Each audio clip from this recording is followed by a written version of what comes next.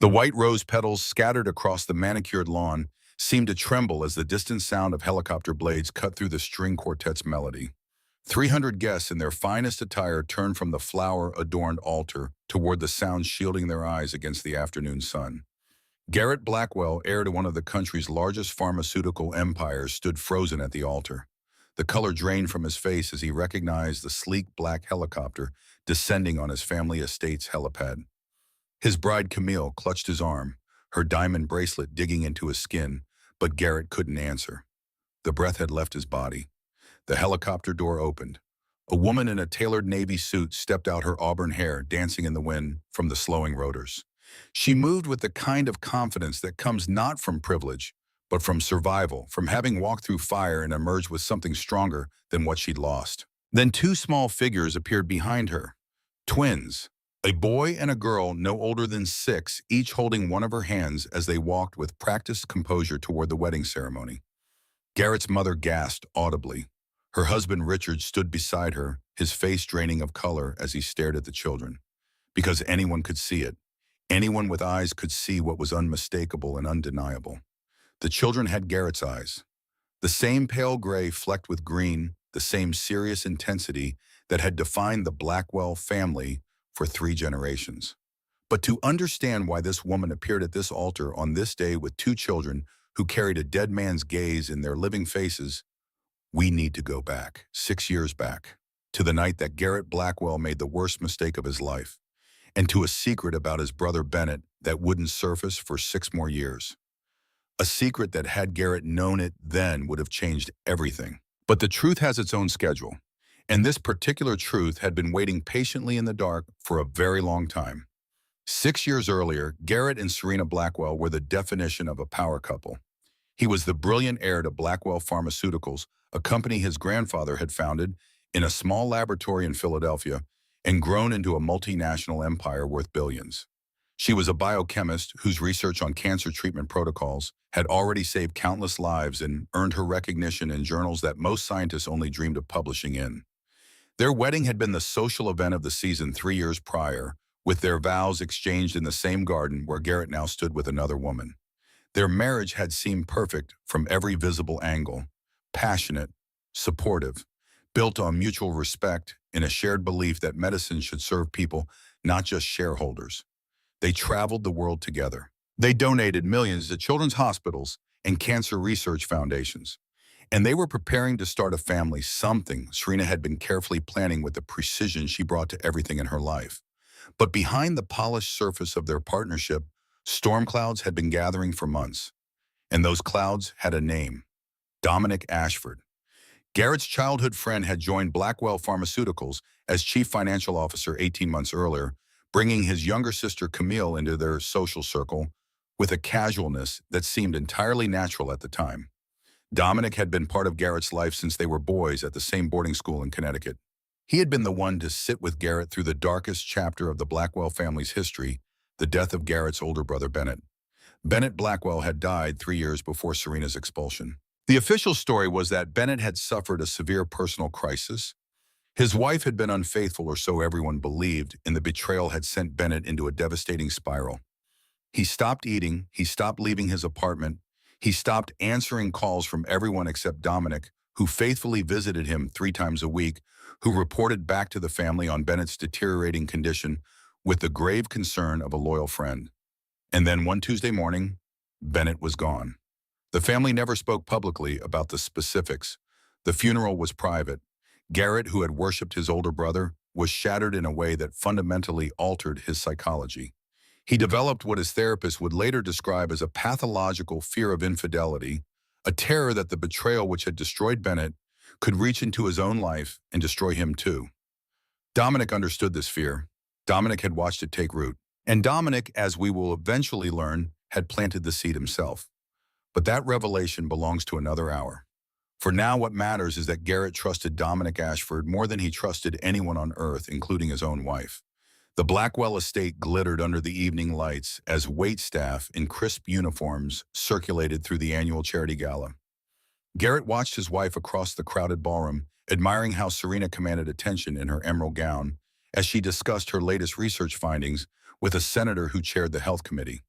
6 years of marriage had only deepened his appreciation for her brilliant mind and generous heart. "She is quite something," Dominic said, appearing beside Garrett with 2 whiskeys. "You are a lucky man." Garrett accepted the drink with a smile. "Don't I know it? The clinical trials on our cancer treatment protocol are showing remarkable results. The board is thrilled." Dominic nodded his eyes, following Serena as she laughed at something Camille said across the room. "Must be nice. Beauty and brains under one roof. We are trying for a baby, you know." Garrett confided, the whiskey loosening his usual reserve. "Serena has been tracking everything. She says the timing is perfect this month." Dominic's smile tightened. It was a microscopic change, the kind of shift that would be invisible to anyone who wasn't specifically watching for it. But it was there, a flicker of something cold moving behind his eyes. "Fatherhood," he said. "That will change everything." He was right about that, though not in the way Garrett understood. Now what happened next took place over the course of a single evening.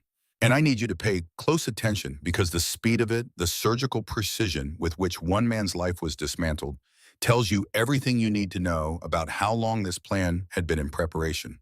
This was not improvisation. This was a detonation. And the charges had been set months in advance. Later that night, Serena stepped out of their ensuite bathroom to find Garrett sitting on the edge of their bed. Her phone was in his hand. His face was unrecognizable, contorted with a rage so deep it seemed to distort his features into someone she had never met. "Garrett, what are you doing with my phone? Who is Michael?" His voice was dangerously quiet, the kind of quiet that precedes an explosion. Serena's brow furrowed in genuine confusion. "Michael, I don't know any Michael."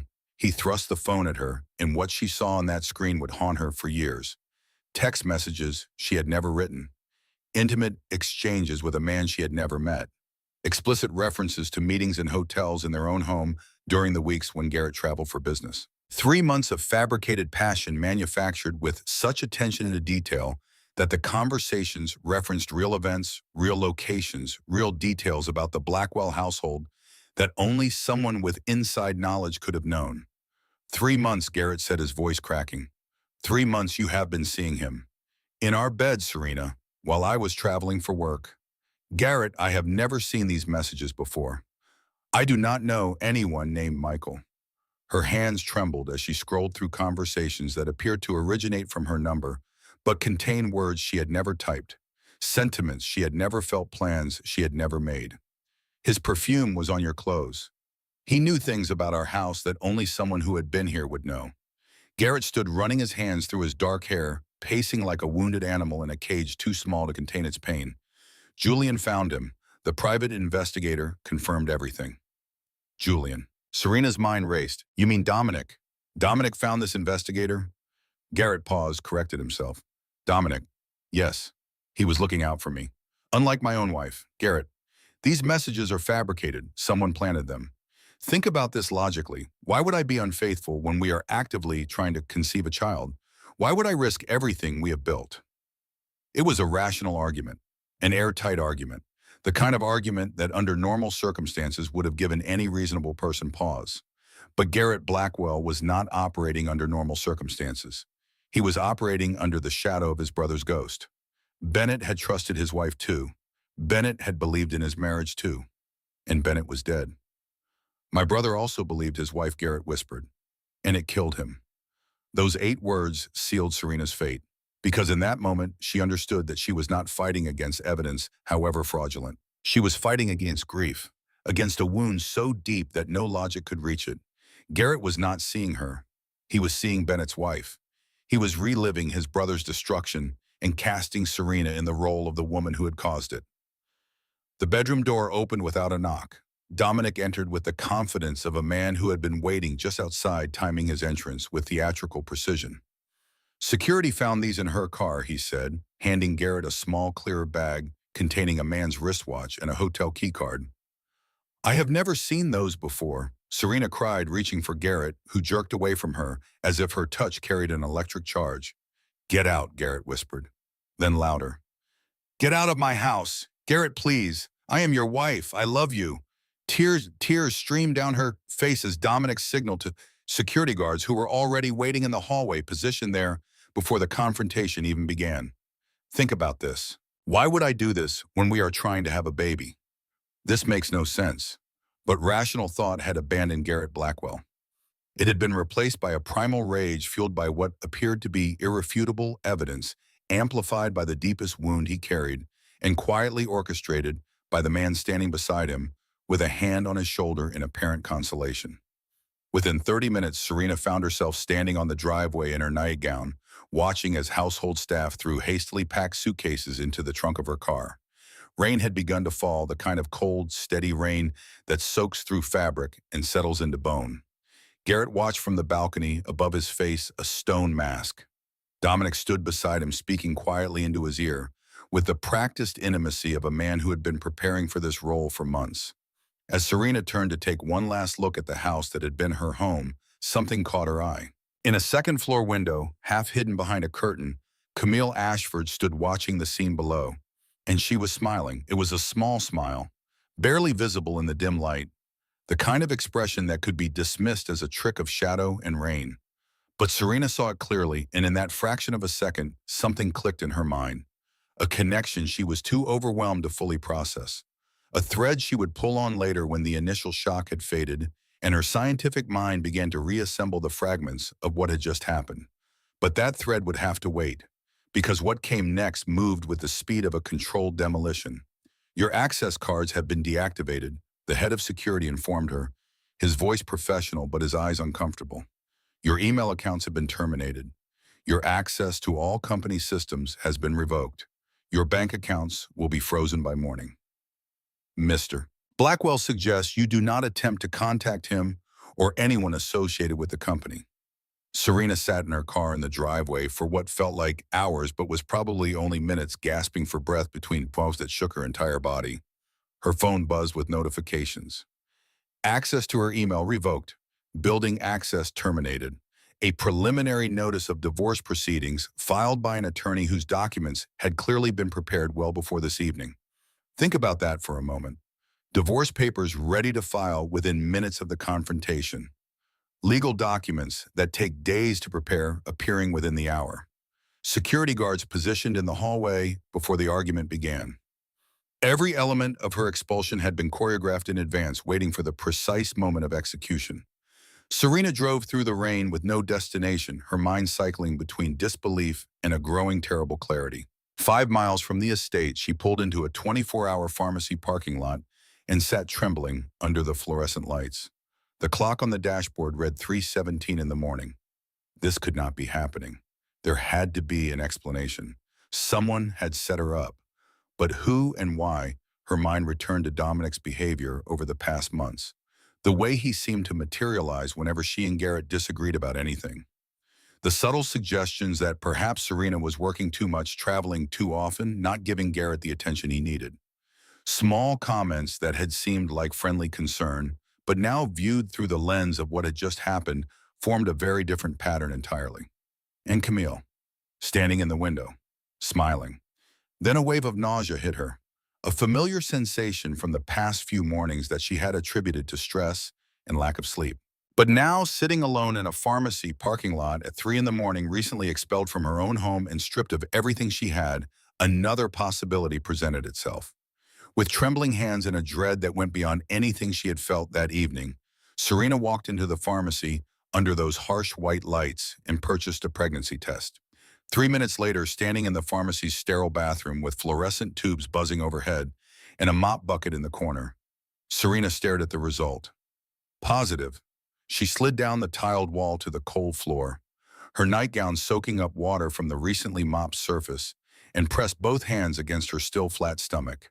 Pregnant, with Garrett's child, homeless, penniless, facing a divorce orchestrated by people she now suspected had been planning her destruction for months. As dawn broke gray and cold over the city, Serena drove to Garrett's office building. She had not slept. She had not eaten. She had spent the remaining hours of darkness in her car, cycling between numbness and a desperate animal determination to make Garrett listen, to force him to see what was so painfully obvious to her, that they had both been manipulated. Security intercepted her before she reached the building's front door. 2 men in dark suits, earpieces visible, positioned with the calm alertness of professionals who had been briefed on exactly who to expect. "Mr. Blackwell does not wish to see you, Mrs. Blackwell. Tell him I am pregnant." Serena's voice was raw from crying barely above a whisper. "Please, just tell him that." The guard disappeared inside. 10 minutes passed, each one stretched to the breaking point. Serena stood on the sidewalk in last night's wrinkled nightgown, her hair plastered to her face from the rain that had resumed, watching office workers enter the building around her with curious glances. The guard returned. His expression told her everything before he spoke. "Mr. Blackwell says that given your infidelity, he has no reason to believe the child is his. His attorney will contact you regarding a paternity test after the birth." Serena's knees buckled. She caught herself against the building's stone facade, her fingernails scraping against cold granite. Through the glass lobby doors, she could see Dominic Ashford standing near the elevator bank, watching her through the glass. He was not smiling this time. His expression was something else entirely. Something clinical and satisfied, like a surgeon reviewing the results of a successful operation. That afternoon, Serena discovered her credit cards had been canceled. Every one. By evening, her closest friends, all part of the same social orbit as Garrett, all guests at the same galas and charity functions, had stopped returning her calls. Not one of them reached out to ask for her side of the story. Not one of them questioned the narrative that Dominic had already begun circulating through their world, the story of Serena's secret affair and Garrett's heartbreak. By nightfall, she was parked in a Walmart parking lot under a broken street light, reclined in the driver's seat of her car, with a coat draped over her body, like a blanket, 7 weeks pregnant and completely alone. She did not know it yet, but the ultrasound she would receive 2 weeks later at a free clinic would reveal a development that would push her already shattered world into entirely new territory. Not one child. Twins, a boy and a girl, developing normally, despite the extraordinary stress their mother was enduring, their heartbeats steady and strong on the monitor, while Serena lay on the examination table and stared at the ceiling and wondered how she was supposed to keep two human beings alive when she could barely keep herself breathing. But Serena did not know about the twins yet. What she knew as she lay in that Walmart parking lot with the engine running for heat and the radio playing softly to fill the terrible silence was that she had to survive tonight, and then tomorrow night, and then the night after that. Because somewhere in the wreckage of everything she had lost, beneath the shock and the grief and the howling injustice of what had been done to her, a thought was forming, small and quiet and furious. Not a plan, not yet. Something earlier than a plan, more primitive and more powerful. She did not know what she would build. She did not know that the children growing inside her would become the foundation of something extraordinary. She did not know that the woman who would save her was a 72-year-old widow with a sharp tongue and a spare bedroom, or that a doctor with her own history of betrayal was waiting with a laboratory in a dream. She did not know any of that yet. All she knew, as the parking lot lights hummed and the rain ran down her windshield in silver streams, was that the people who had done this to her had made one critical miscalculation.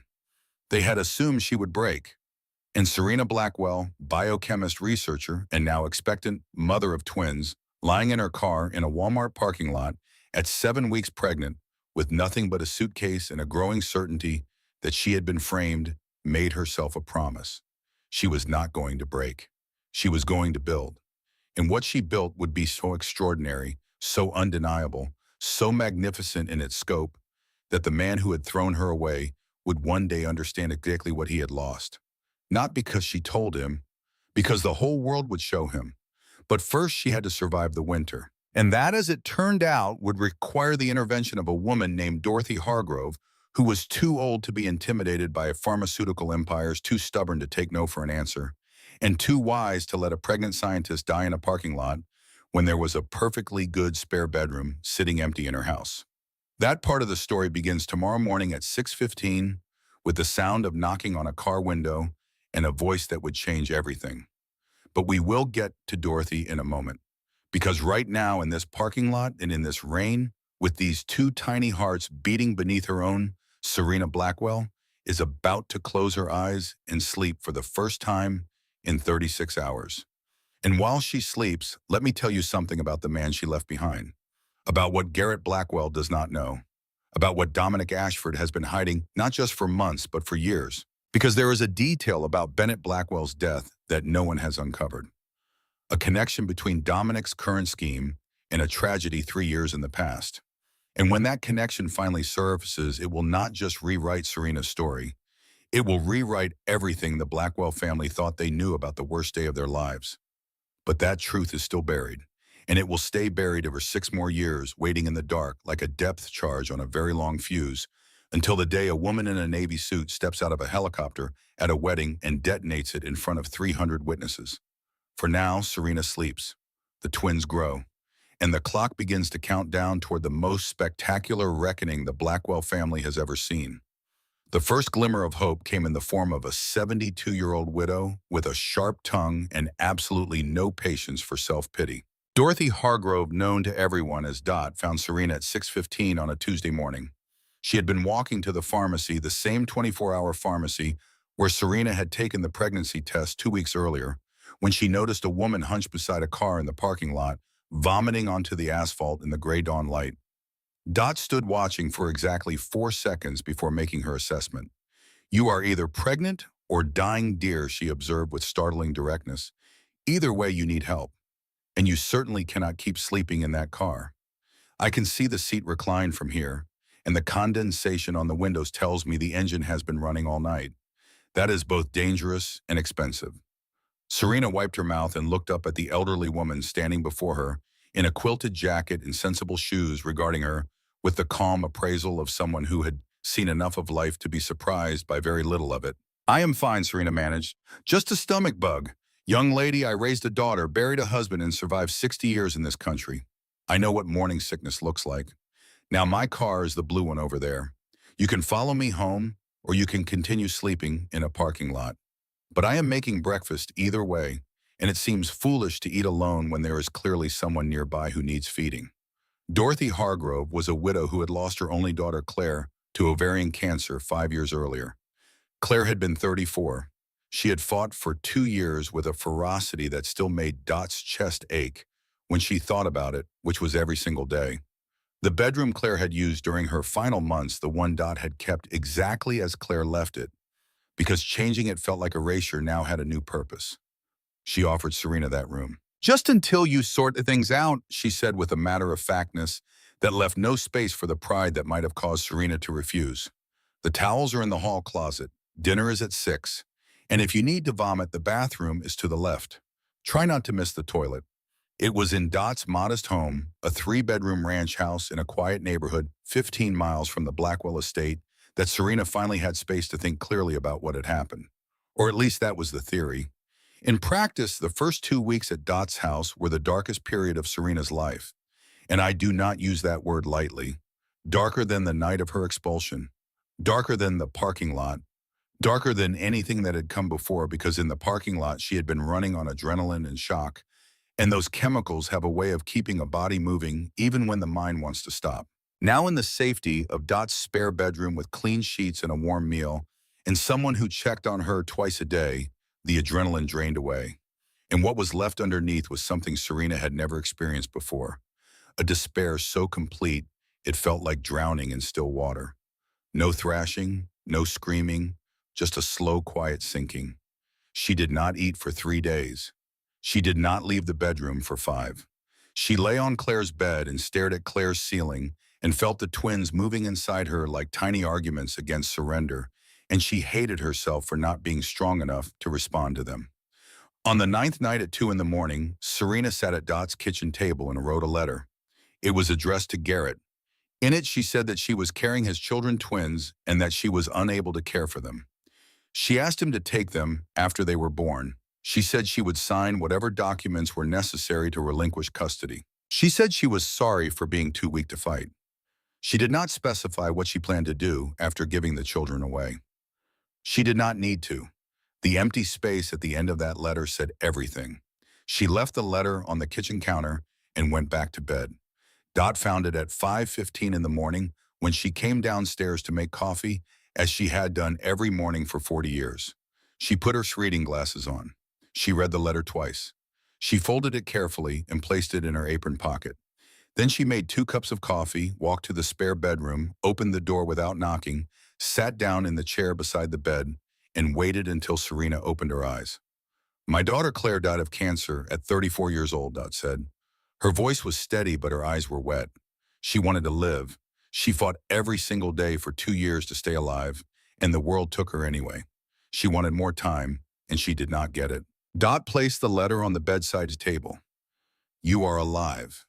You are healthy. You are carrying 2 children who did not ask for any of this. And you are writing goodbye letters in my kitchen at 2 in the morning. Serena could not meet her eyes. I did not take you in so you could give up in my daughter's bedroom. That is not what this room is for.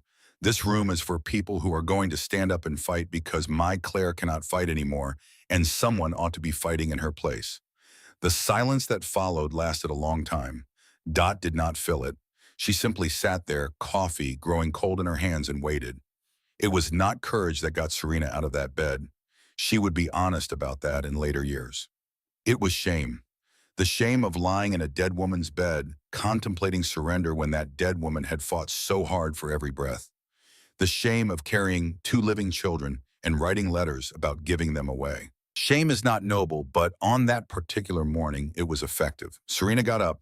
She showered for the first time in 4 days. She came downstairs and ate toast and drank coffee at Dot's kitchen table, while the older woman read the newspaper and said nothing about the letter or the conversation or anything at all, except that the grocery store had a sale on oranges, and did Serena want some because vitamin C was important for pregnant women. It was the kindest act of silence Serena had ever experienced. That afternoon, Serena pawned her wedding ring at a jewelry store downtown. The ring was worth well over $500,000.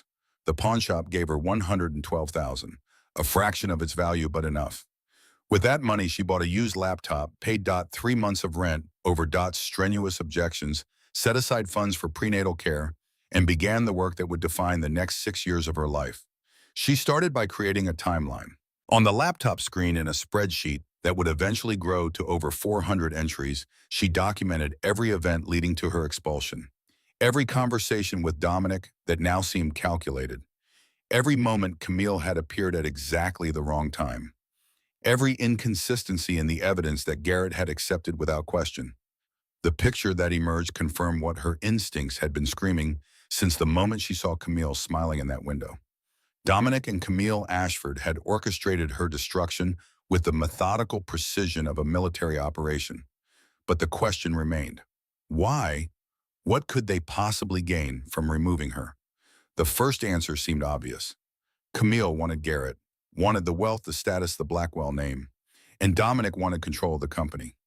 With Serena gone and Camille installed as Garrett's new partner, the Ashford siblings would have access to everything. But there was something else, something Serena's scientific mind could not ignore. The timing of her removal. She had been in the middle of reviewing clinical trial data for Blackwell's newest cancer medication when the fabricated evidence appeared. She had noticed minor irregularities in the side effect profiles numbers that did not quite match across different reporting periods.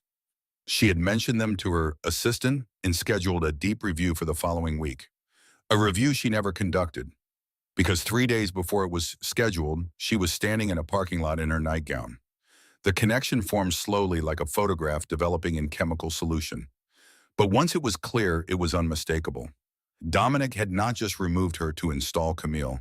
He had removed her because she was about to discover something that would destroy him. Confirmation came from an unexpected source. While browsing job listings at a coffee shop 6 weeks after her expulsion, Serena overheard 2 pharmaceutical researchers at the next table discussing irregularities in Blackwell Pharmaceuticals' recent drug trial reports. They spoke in the hushed, anxious tones of people who knew they were discussing something dangerous. The numbers do not add up, one whispered. The side effect profiles were clearly altered before submission to the FDA. Dominic Ashford signed off on everything, the other replied. Garrett Blackwell probably never even saw the original data. Serena's coffee grew cold in her hand as she listened. Her scientific mind, the mind that had been dormant under the weight of grief and survival, clicked into high gear with an almost audible snap. She had been working on those very trials before her expulsion. If Dominic was falsifying data that was not just corporate fraud, it was a matter of life and death. People were taking medications whose side effects had been deliberately concealed. People could die. People might already be dying. And if she had stayed at Blackwell Pharmaceuticals for one more week, she would have found it all. That night, cradling her growing belly in Dot's living room, Serena made a decision that would define everything that followed. Garrett had failed her completely. He had chosen blind rage over trust, a con man's fabrications over his own wife's desperate pleas. That wound might never fully heal, but she would not allow Dominic's schemes to harm innocent patients, and she would not allow his machinations to rob her children of their future. "Your daddy did not want us," she whispered to her unborn twins. "But that is all right. We are going to build something so extraordinary that one day the whole world will see exactly what he threw away." Now, I told you that Serena's false hope would come and go quickly, and here it is. 3 months into her stay at Dot's house, Serena found an attorney willing to listen to her story. A young lawyer named Patrick at a small firm downtown who spent 2 hours reviewing her evidence, asked thoughtful questions, and agreed to take her case. He scheduled a follow-up meeting for the next morning and told her with cautious optimism that he believed they could demonstrate fraud. Serena drove home that afternoon with something she had not felt in months: hope. Real, concrete, actionable hope. She told Dot over dinner that things were going to change. She slept soundly for the first time since the night of her expulsion, 8 hours of deep, dreamless rest. At 9 the next morning, her phone rang. It was Patrick. "Mrs. Blackwell, I am sorry. I am unable to represent you in this matter. I apologize for wasting your time." He hung up before she could ask why. She called back 4 times. He did not answer. Over the following 2 weeks, Serena applied to 6 research positions at laboratories and pharmaceutical companies across the city. She was overqualified for every one of them. Her credentials were impeccable. Her publication record was extraordinary. Every one of them rejected her with identical language. "We have decided to move in a different direction." Some were more honest about it. "I am sorry, Dr. Blackwell," one lab director said, not meeting her eyes. "Your qualifications are impressive, but we have actually just filled the position." Someone had made calls. Someone had ensured that every door Serena tried to open was locked before she reached it. The blacklist was comprehensive, professional, and absolutely thorough. Dot found her crying on the porch swing that evening, the first time Serena had cried in front of anyone since the night of her expulsion. "Chin up, dear," Dot said, lowering herself onto the swing beside Serena. "The world does not end because powerful people want it to.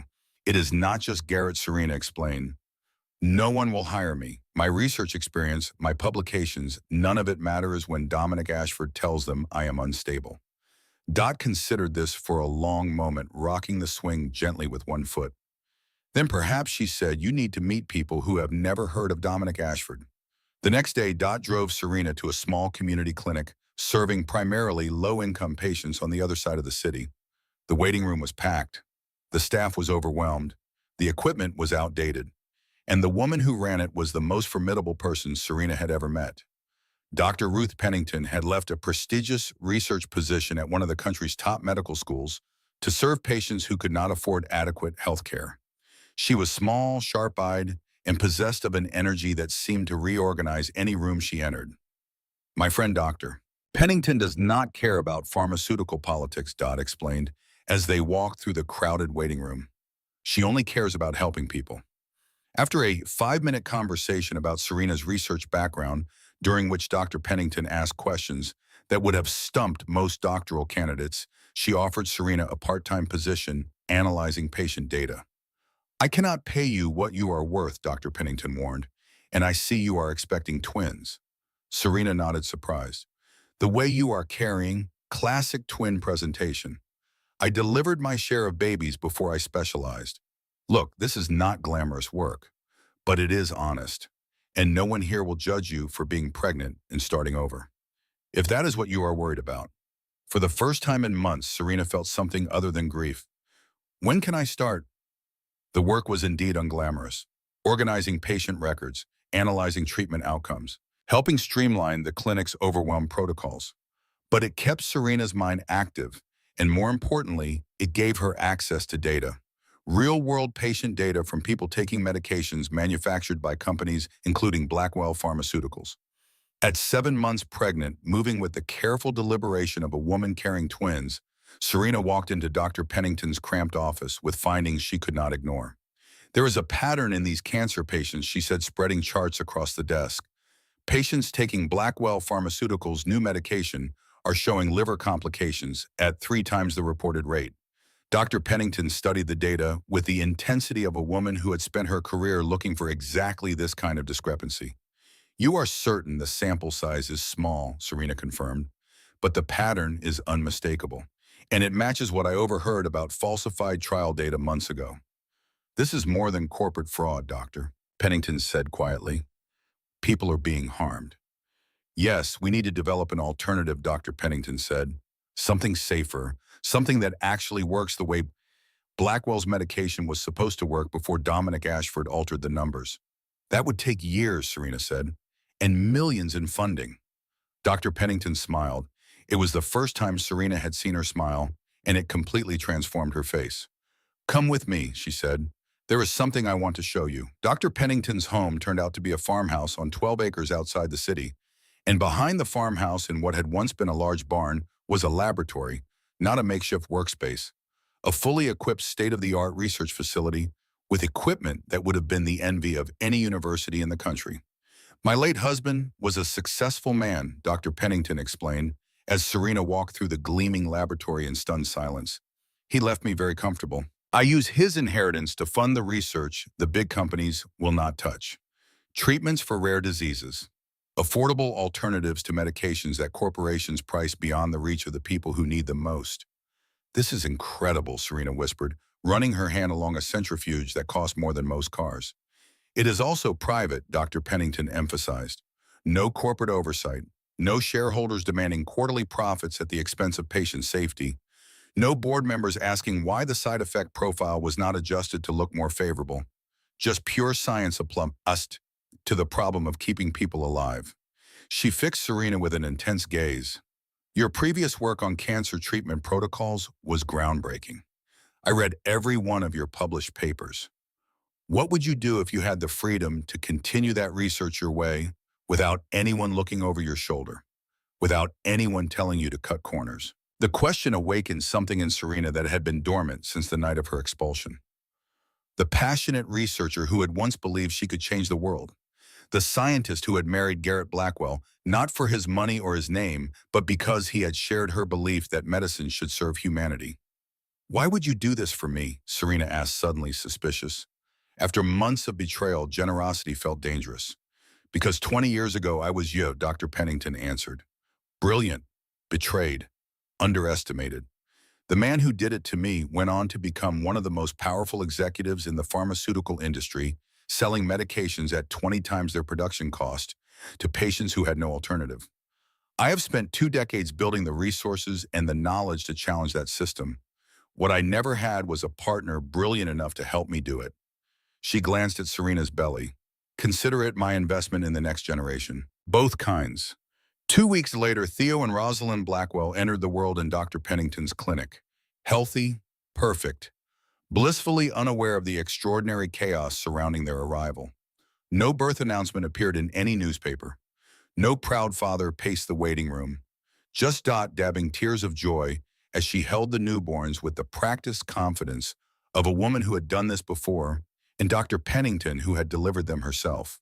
They have his eyes, Dot observed, carefully studying the serious intensity in the infant boy's gaze and the alert curiosity in the girl's. Yes, Serena agreed, exhausted, but more alive than she had felt in months. But hopefully my common sense. Recovery from the birth was complicated by physical and emotional exhaustion, but Serena allowed herself only 2 weeks before returning to Dr. Pennington's barn laboratory, often with the twins sleeping nearby in a portable crib. The sound of centrifuges and the hum of climate-controlled storage became the soundtrack of the twins' earliest memories. Days turned into weeks, weeks turned into months, months turned into years. And through all of it, Serena refined her research, focusing on developing a cancer treatment with significantly fewer side effects than Blackwell Pharmaceuticals' flagship medication. The same medication whose data Dominic had falsified, the same medication that was quietly harming patients at 3 times the reported rate. When the twins were 8 months old, the breakthrough came. Serena had created a compound that showed remarkable efficacy against aggressive cancers while maintaining a benign side effect profile. The results were not incremental. They were transformative. a genuine leap forward in cancer treatment born in a converted barn and funded by one woman's inheritance and another woman's wedding ring. Dr. Pennington was ecstatic. "This is extraordinary," she declared, reviewing the laboratory results with the reverence of a scientist who understood exactly what she was looking at. "You need to patent this immediately." "Patents require money," Serena reminded her. "And lawyers, both of which I have," Dr. Pennington replied. "But more importantly, this discovery deserves to reach patients. It needs a company behind it, a real company with manufacturing capability and distribution networks and regulatory expertise." What company would work with Garrett Blackwell's discarded wife, Dr. Pennington, gave her a long, measured look. "A new one you create yourself." Solaris Pharmaceuticals was born in Dr. Pennington's barn laboratory, with Serena using her maiden name, Serena Weston, to avoid immediate association with Blackwell Pharmaceuticals. Their first patent application went through without difficulty. Dominic and Garrett remained completely unaware that their former family member was building a rival company from the ashes of the life they had destroyed. By the time the twins turned 2, Solaris had secured FDA approval for their first medication and had begun small-scale production. Dr. Pennington's extensive industry contacts, cultivated over 20 years of quiet investment and research, proved invaluable, opening doors that would have remained firmly closed to Serena alone. Their first major contract came from a hospital network that had been struggling with the high cost and concerning side effects of Blackwell Pharmaceuticals' cancer treatments. Solaris offered an effective alternative at half the price with significantly better patient outcomes. The hospital did not hesitate. The announcement made a small ripple in industry publications. Newcomer Solaris Pharmaceuticals, led by scientist Serena Weston, secures multi-million-dollar contract challenging established players in the oncology medication market. At Blackwell Pharmaceuticals, the news received little attention. A new competitor was hardly unusual in their industry. The company name raised no red flags, and nobody connected the reclusive Serena Weston with the disgraced Serena Blackwell, who had vanished from their world 6 years earlier. Nobody, that is, until their largest hospital client announced they were switching suppliers. Dominic Ashford stormed into Garrett's corner office, tossing a financial report onto the mahogany desk. "We just lost Metropolitan Medical to some startup called Solaris. That is $30 million in annual revenue. Gone." Garrett, now more involved in the social aspects of the business than the scientific work that had once driven him, barely looked up from his calendar. "So offer them a better deal." "I did," Dominic snapped. "They refused. They said Solaris's medication has superior outcomes and fewer side effects. Their exact words were that our product does not compare." This finally captured Garrett's attention. "That is impossible. Our research team has been working on that formulation for years." "Well, apparently this Serena Weston person solved in 2 years what our team could not manage in 5. Dominic's tone was carefully calibrated. He sounded frustrated, concerned, perhaps slightly accusatory of the research department's competence. What he did not sound was frightened. But he was, because Dominic Ashford knew something Garrett did not. He knew exactly who Serena Weston was. He had known for months, ever since a private investigator he kept on retainer had traced the mysterious competitor's background and discovered buried beneath layers of corporate registration and maiden names the identity of the woman he had destroyed 6 years earlier. He had not told Garrett, obviously. "I want to meet her," Garrett decided. "Set up a dinner. Perhaps we should consider acquiring Solaris rather than competing with it." "She refuses most meeting requests," Dominic said smoothly, steering Garrett away from the idea with practiced subtlety. "Very private, never gives interviews. But I will keep trying." "Everyone has their price," Garrett replied, returning to his social calendar, where Camille had marked several charity galas they would attend together. And there it is, the irony that would take 6 more months to detonate. Garrett Blackwell trying to meet the brilliant scientist who was dismantling his company, not knowing she was the same woman he had thrown out in the rain, not knowing she was raising his children, not knowing that every contract Solaris won was another brick in the fortress she was building. Not against him exactly, against the lie that Dominic had constructed to replace her. Meanwhile, across the city, Serena sat in Solaris's modest but growing headquarters, reviewing financial projections, while the twins colored quietly in her office's small play area. Blackwell lost another contract today, her assistant mentioned, placing fresh reports on her desk. Their stock dropped 8%. Serena allowed herself a small smile. How unfortunate. There is also this, the assistant added, sliding a business magazine across the desk. On the cover, Garrett stood with Camille on his arm at a charity event. The headline read, Blackwell heir to wed Camille Ashford in spring ceremony. Serena's expression remained perfectly neutral as she studied the image of the man who had thrown her out into the night. The man whose children were now quietly drawing pictures just 10 feet away. Children he had never bothered to confirm were his despite his initial demand for a paternity test that no one ever followed through on. Mommy, look. Rosie held up a drawing of what appeared to be their small family. Serena, Theo, Rosie, Dot, Dr. Pennington, all holding hands under a yellow sun. It is us. That is beautiful, sweetheart. Serena replied, her voice steady despite the emotions swirling beneath the surface. Later that night, after tucking the twins into bed in the penthouse apartment above Solaris's headquarters, after reading Rosie 3 bedtime stories and checking that Theo's nightlight was working, Serena stood on her balcony and looked out over the city. In the distance, she could see the Blackwell Pharmaceuticals Tower illuminated against the night sky, a monument to the empire that had cast her out. Her phone chimed. A message from a financial analyst. She had hired a former patient whose life had been saved by Solaris's medication and who now used his skills to track Blackwell's activities. Found something significant in their quarterly filings. Hidden inconsistencies suggest at least $50 million unaccounted for. Need to dig deeper. Also, wedding date confirmed, May 15th. May 15th, the exact date 6 years earlier when security had escorted her from her home. Serena closed her eyes. The timing was not coincidental. Dominic and Camille had a flair for psychological cruelty, and choosing that specific date was clearly intended as a final erasure of her existence in Garrett's life. A wedding on the anniversary of her destruction? Poetic in the cruelest possible way. But they had miscalculated. Badly. Because while they had been planning a wedding, Serena had been building an empire. And more importantly, she had been gathering evidence of financial fraud, of deliberately concealed drug side effects, of the elaborate scheme that had been used to frame her for infidelity. She looked at the twins' bedroom window where a small nightlight glowed. She looked at the Blackwell Tower in the distance, and she made her decision. It was time for the truth to emerge, all of it. She picked up her phone and made a call. I need to charter a helicopter, she said, for May 15th. And on the other end of the line, the charter company confirmed availability, completely unaware that they had just booked the aircraft that would deliver the most devastating wedding present in the history of the Blackwell family. And before we get there, I need you to understand something. What Serena was about to do was not revenge. It looked like revenge. It had the shape and the timing and the dramatic flair of revenge. But the woman who had slept in a Walmart parking lot, who had nearly given up in a dead woman's bedroom, who had built a pharmaceutical company from a converted barn, that woman was not driven by revenge. She was driven by something far more dangerous. The truth.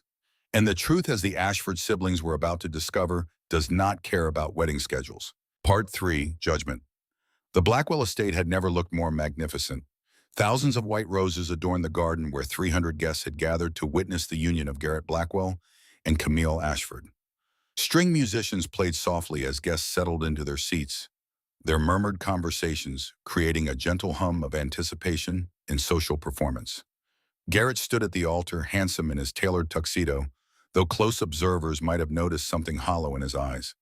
A quietness that had settled over him in recent years, as if some essential fire had gone out, and what remained was merely the habit of living rather than the act itself. In the front row, his parents exchanged the kind of glance that 50 years of marriage makes possible. An entire conversation conducted in a single look. They had never fully warmed to Camille, though they had kept their reservations private. She was attentive. She was appropriate. She was perfectly calibrated for the role of Garrett's partner.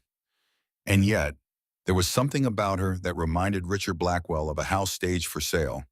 Everything in the right place. Nothing actually lived in. Dominic Ashford, serving as best man, surveyed the scene with poorly concealed satisfaction. He had spent 6 years building toward this moment. The removal of Serena had been the first domino. Camille's careful introduction into Garrett's life had been the second.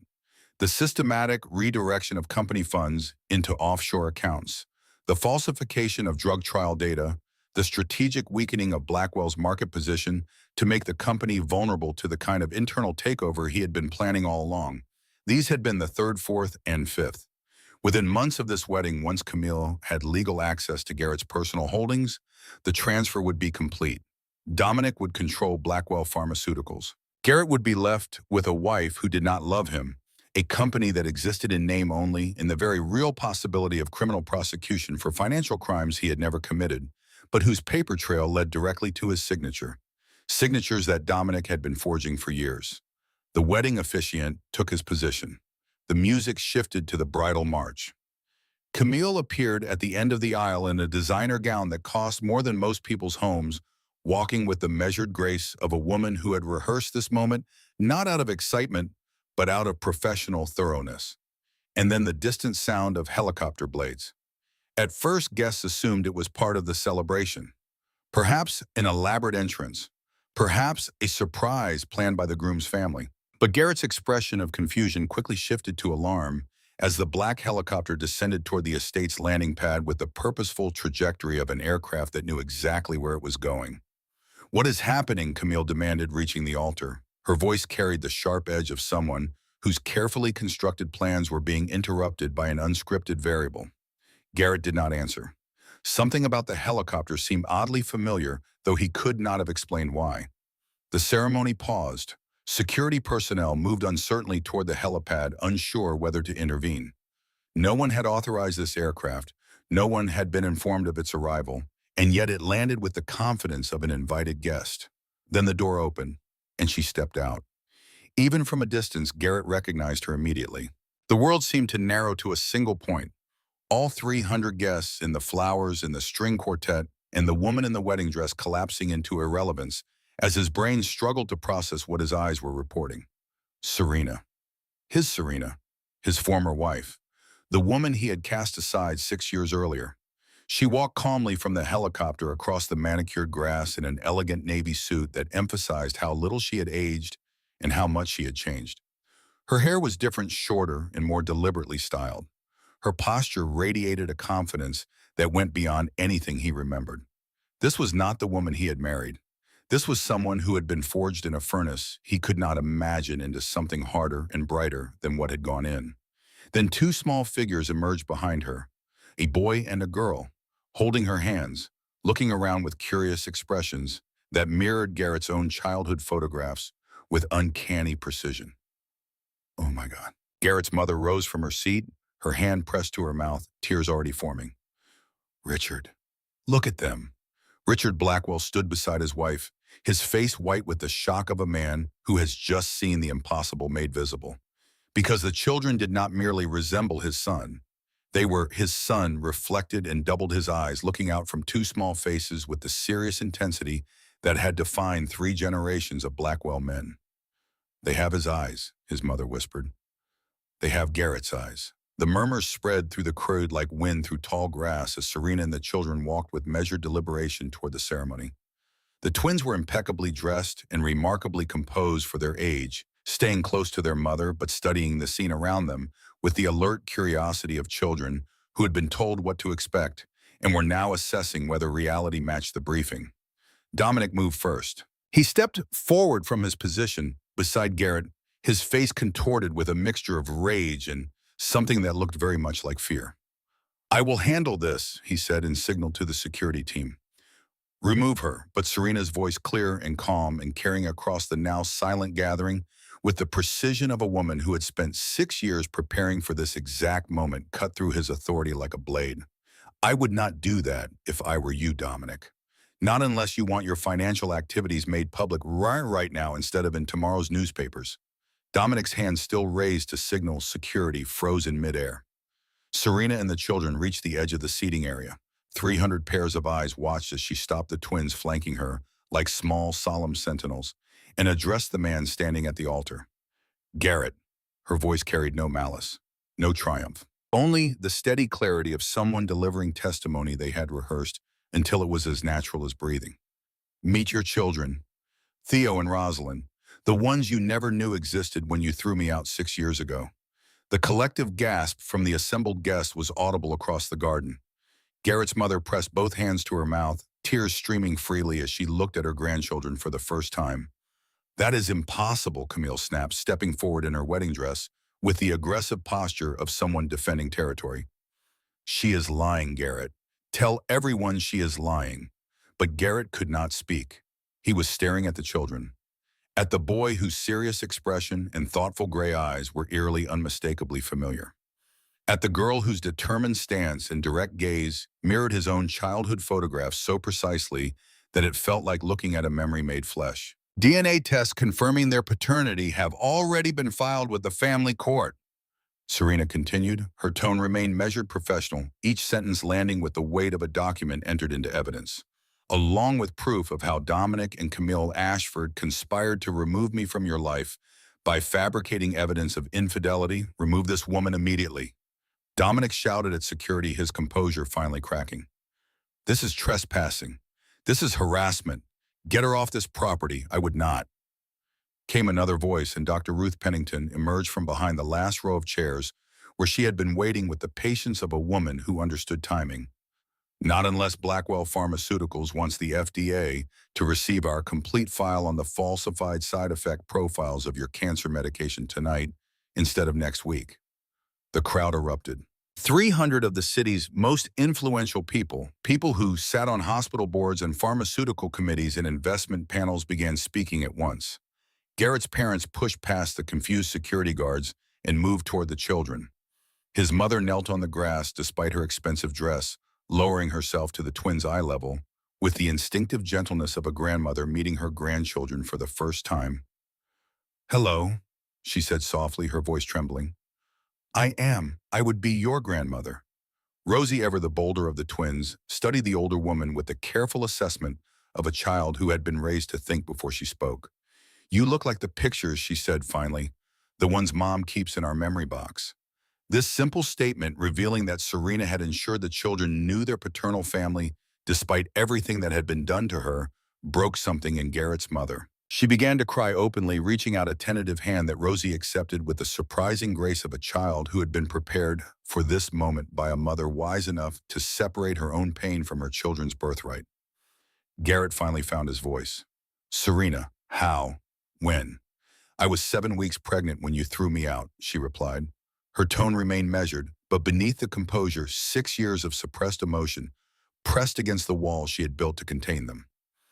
"I tried to tell you. Your security guards delivered the message.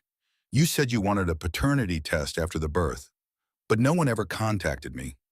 Garrett turned to Dominic, confusion and dawning horror rewriting his features in real time. "I never received any message about a pregnancy," he said slowly. Dominic's expression had hardened into something unreadable. "She is lying. This is obviously some elaborate scheme." To accomplish what Dominic, Serena interrupted. "To disrupt the wedding you specifically scheduled for the anniversary of my expulsion, to reveal that you and Camille have embezzled over $80 million from Blackwell Pharmaceuticals, or perhaps to inform Garrett that I am the Serena Weston he has been trying to meet for months, the founder of Solaris Pharmaceuticals, the company that has been steadily taking his market share for the past 3 years." Each revelation landed like a physical blow. The wedding guests, already stunned, fell into a silence so complete that the only sounds were the distant drone of traffic and the gentle rustling of 300 white roses in the afternoon breeze. Garrett staggered backward, looking from Dominic to Camille to Serena to the children and back again, his mind attempting to process information that contradicted everything he had believed for 6 years. "This is absurd," Camille declared, though her voice had developed a visible tremor. "Garrett, she is clearly disturbed. We need to have her removed." Actually, came a new voice from the back of the gathering. "I think we will be removing you, Miss Ashford." Two individuals in dark suits approached, moving through the crowd with the calm authority of people who do this for a living. Federal badges appeared. "FBI, we have questions about certain financial transactions between Blackwell Pharmaceuticals and offshore accounts registered in your name and your brother's name. You have the right to remain silent." As agents escorted a protesting Dominic and a suddenly very pale Camille away from the ceremony, one moment, cut through the chaos. Dominic, his hands behind his back, stopped walking. He turned and looked at Garrett one final time. Not with anger, not with defiance, with something that looked to those standing close enough to see it like genuine sadness. I just did not want to be poor anymore, Garrett, he said quietly. I am sorry. It was one sentence, 9 words. But they contained an entire life, a childhood of deprivation, parents who died because they could not afford medication, a boy who made a vow that he would never be powerless again and spent 30 years honoring that vow at any cost. It did not excuse what he had done, nothing could excuse it, but for the men and women in that crowd who had lived long enough to understand how poverty shapes a person, how the fear of returning to nothing can twist even decent impulses into monstrous actions. Those 9 words added a dimension to Dominic Ashford that simple villainy could not contain. Then the agents led him away, and the moment passed. Garrett approached Serena and the children, slowly moving like a man walking through deep water. He knelt before the twins, bringing himself to their level, and studied their faces with an expression that contained equal parts wonder and devastation. Hello, he said simply. His voice was thick with emotion that he was visibly struggling to control. Theo, the more cautious of the twins, shifted partly behind his mother's leg. But Rosie met her father's gaze with the directness she had inherited from both parents. You look like your pictures too, she informed him, matter-of-factly. But Mom's pictures are from when you were happier. Garrett's eyes filled with tears.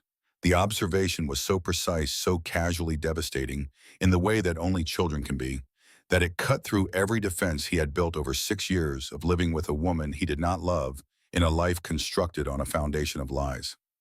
Perhaps we should continue this conversation somewhere more private, Serena suggested, glancing at the remaining guests who lingered at a distance, unable to tear themselves away. Your parents are welcome to join us. In the helicopter, as they flew towards Serena's building across the city, Garrett sat across from his children and watched them point excitedly at landmarks below. They were bright, articulate, obviously well-raised. The life Serena had built without him materialized in his mind with devastating clarity. The birthdays he had missed, the first steps, the first words.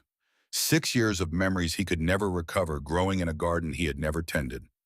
At Solaris headquarters, as the helicopter touched down on the rooftop pad of the building bearing the company logo, Garrett realized with growing shock the extent of what Serena had accomplished.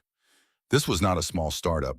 This was an empire, built from nothing, built from a parking lot, in a pawn shop, in a converted barn, in sheer relentless, extraordinary will. Inside the penthouse, the twins ran to show Garrett their room, their artwork on the walls, their books, their science projects, and on a shelf, a small box labeled Dad. Can I show him? Mom, Rosie asked. At Serena's nod, Rosie opened the box.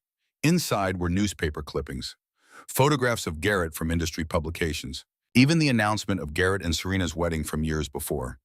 Mom made this so we would know you, Rosie explained, as if it were the most natural thing in the world. She said you were very smart, and that is why we are smart too.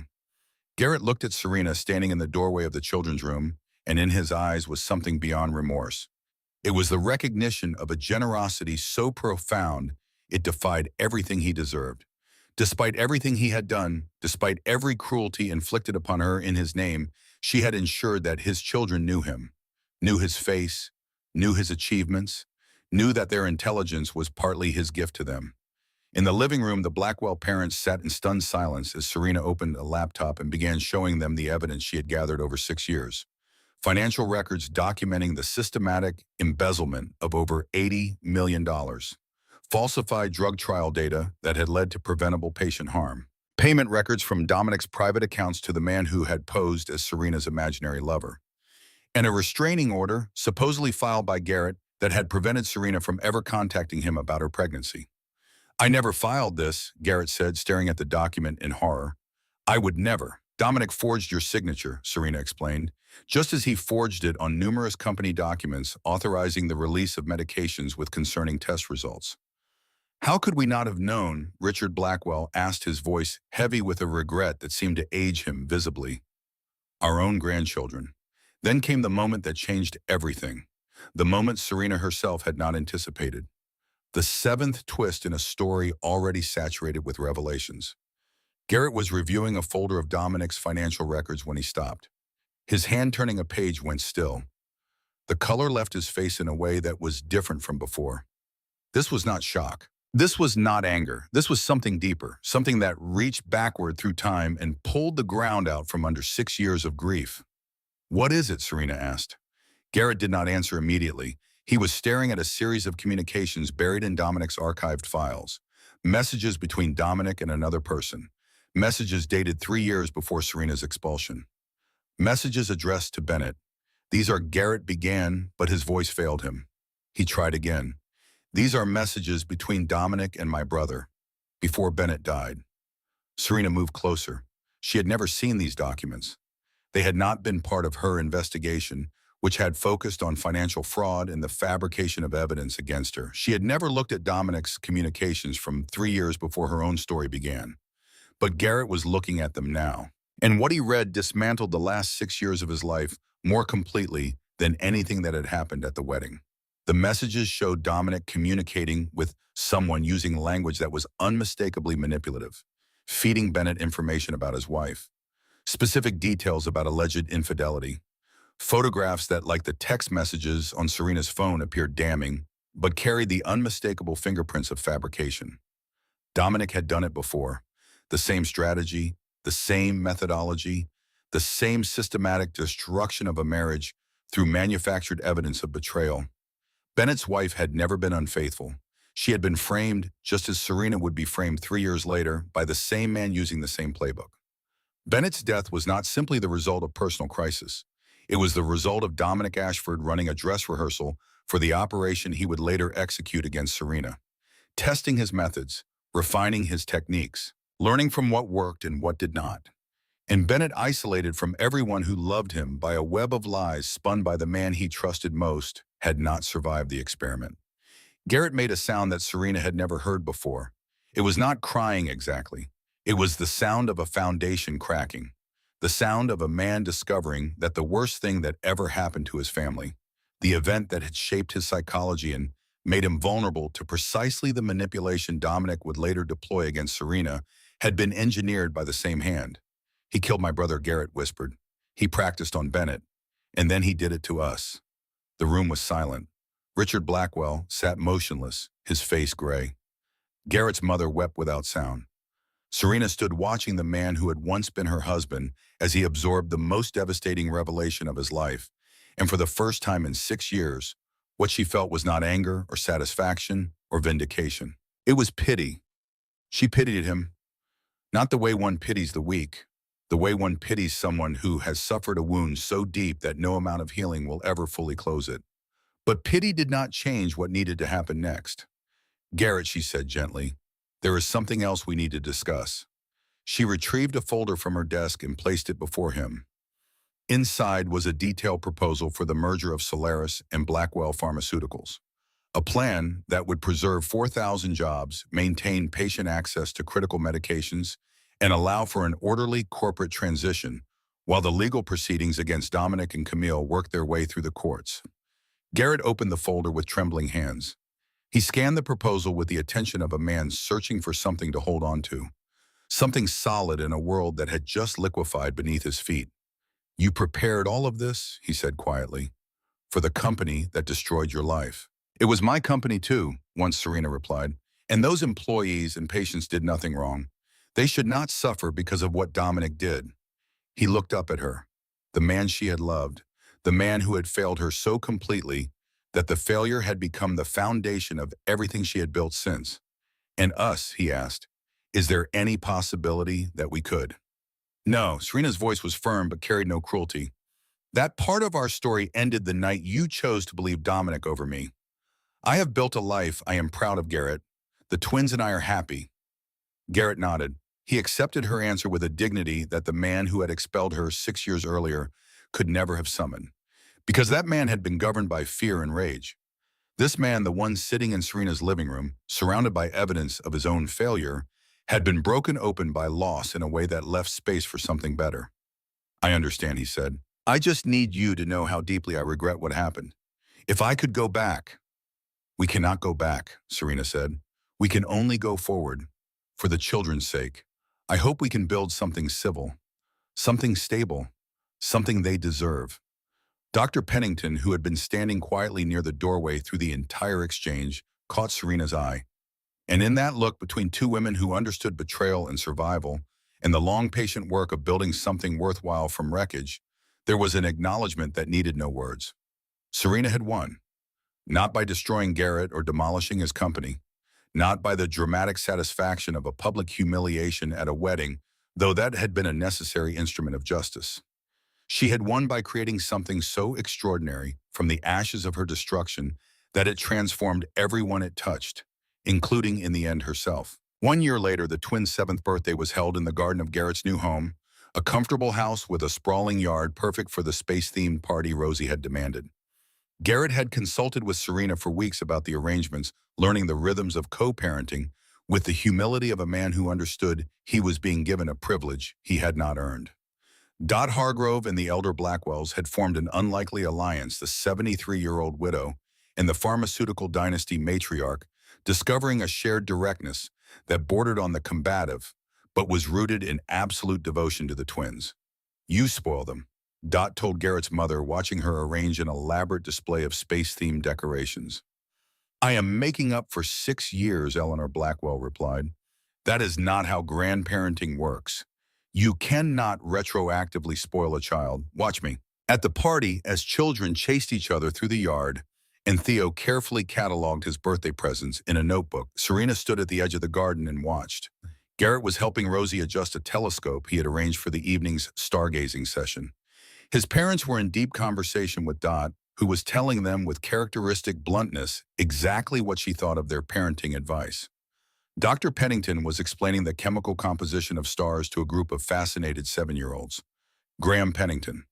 Dr. Pennington's son arrived late, a pediatric surgeon who had first met the twins when treating Theo for a minor sports injury. He had become a quiet, steady presence in their lives over the past year.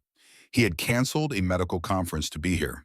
He carried a wrapped telescope accessory for Rosie and a geology field guide for Theo gifts that reflected the kind of attentive knowledge that comes only from genuine care. He found Serena at the garden's edge and stood beside her, watching the celebration.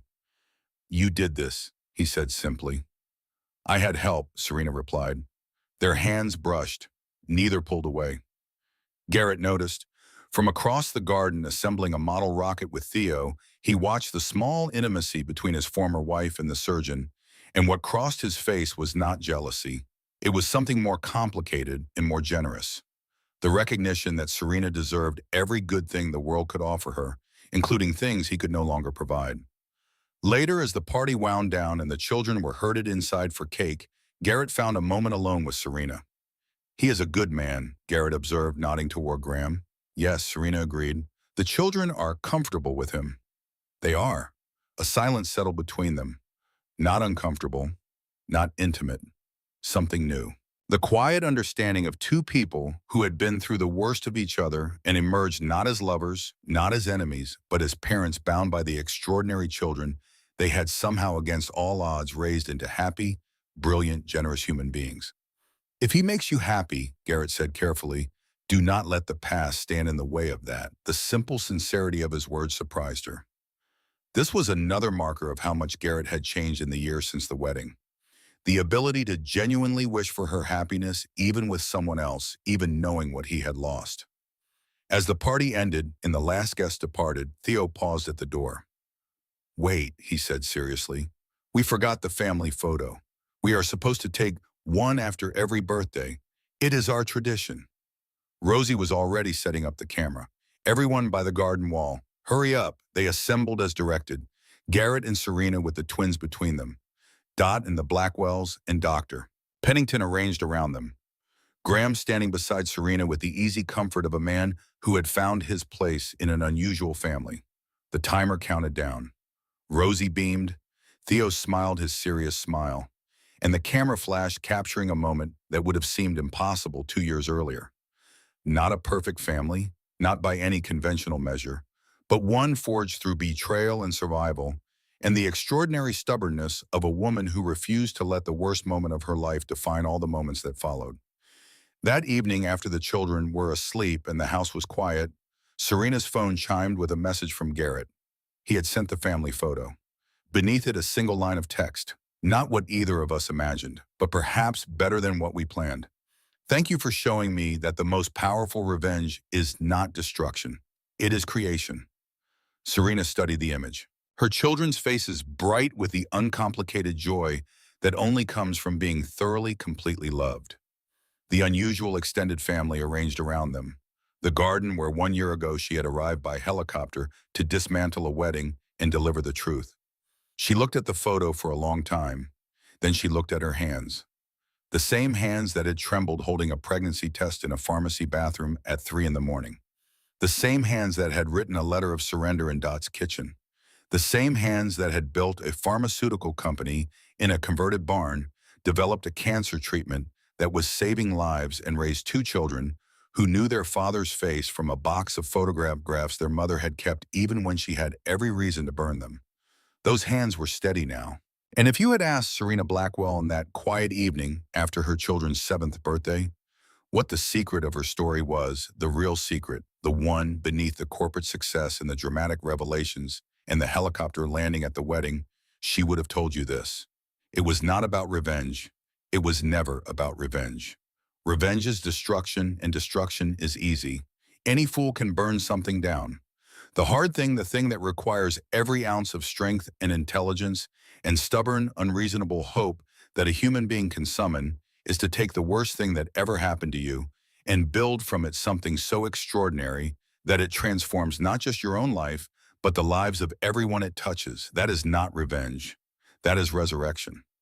And Serena Blackwell, who slept in a parking lot and nearly gave up in a dead woman's bedroom and built a pharmaceutical empire from a wedding ring and a used laptop, knew the difference.